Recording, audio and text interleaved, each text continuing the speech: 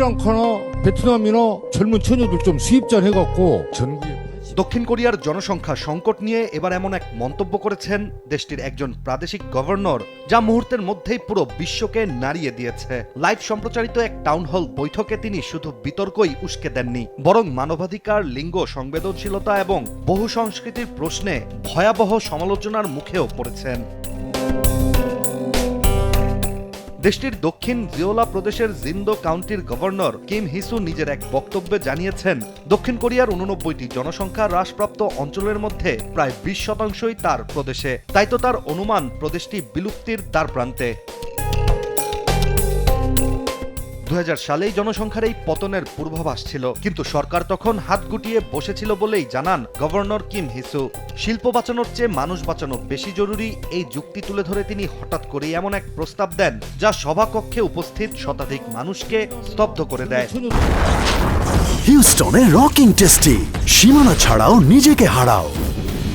좀 수입잘 해갖고 전국에 89개 তিনি জানান, গ্রামীণ অবিবাহিত পুরুষদের সঙ্গে বিয়ে দেওয়ার জন্য শ্রীলঙ্কা ও ভিয়েতনাম থেকে কুমারী মেয়েদের আমদানি করা উচিত। আর নারী আমদানি শব্দটি উচ্চারণের সঙ্গে সঙ্গেই সভাকক্ষে গুঞ্জন শুরু হয়, আর লাইভ সম্প্রচারের কারণে সেই প্রতিক্রিয়া মুহূর্তেই ছড়িয়ে পড়ে বিশ্বজুড়ে। এ বিষয়ে গোয়াংজু মহানগরের মেয়র কাং কি জং সঙ্গে সঙ্গেই আপত্তিও তোলেন। তার বক্তব্য, সমাধান অনেক হতে পারে, কিন্তু বিদেশি নারী, বিয়ে আর আয়ের কথা বলা একেবারেই ভুল পথ। তার মতে আগে শিল্প গড়ে তুলতে হবে, শিল্প থাকলেই মানুষ থাকবে, জন্ম হারও বাড়বে।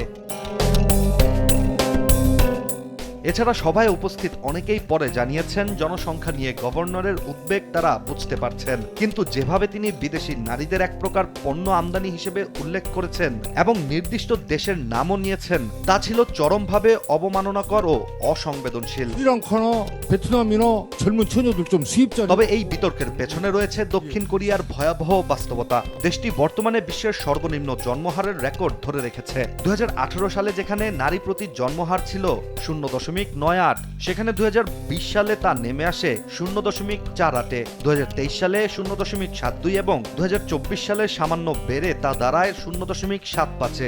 বিশেষজ্ঞদের আশঙ্কা, এই ধারা অব্যাহত থাকলে আগামী 60 বছরে দেশের 5 কোটি জনসংখ্যা অর্ধেকে নেমে আসতে পারে। কিন্তু দেশটিতে সাম্প্রতিক সময়ে বিদেশিদের মাধ্যমে জনসংখ্যা কিছুটা বেড়েছে। 2025 সালে 11,000-এরও বেশি মানুষ দক্ষিণ কোরিয়ার নাগরিকত্ব পেয়েছেন, যা কোভিড পরবর্তী সময়ে সর্বোচ্চ। জানুয়ারি থেকে ডিসেম্বর পর্যন্ত প্রায় 18,623 জন আবেদন করেছিলেন, যার মধ্যে সফল হয়েছেন 11,344 জন। নতুন নাগরিকদের মধ্যে চীনারা সবচেয়ে বেশি, এরপর ভিয়েতনামি, ফিলিপিনো ও থাই নাগরিকরা। পাশাপাশি আগের বছরের তুলনায় বেশি সংখ্যক সাবেক দক্ষিণ কোরিয়ানরাও আবার নাগরিকত্ব ফিরে পেয়েছেন। তবুও এই বাস্তবতায় গভর্নর কিম হিসুর মন্তব্য যেন আগুনে ঘি ঢেলেছে। জনসংখ্যা সংকট যে সত্যি ভয়াবহ, তাকেও অস্বীকার করছে না দেশটিতে, কিন্তু সেই সংকট মোকাবিলার নামে মানুষকে পণ্য বানানোর ভাষা ব্যবহার করায় উত্তাল এখন দক্ষিণ কোরিয়া। সোশ্যাল মিডিয়া থেকে রাজনীতির অন্দরমহল, সর্বত্র একটাই আলোচনা, জনসংখ্যা বাঁচাতে গিয়ে মানবিকতা হারিয়ে ফেলছে না তো দক্ষিণ কোরিয়া? ইশতিয়াক হোসেন, দেশ টিভি।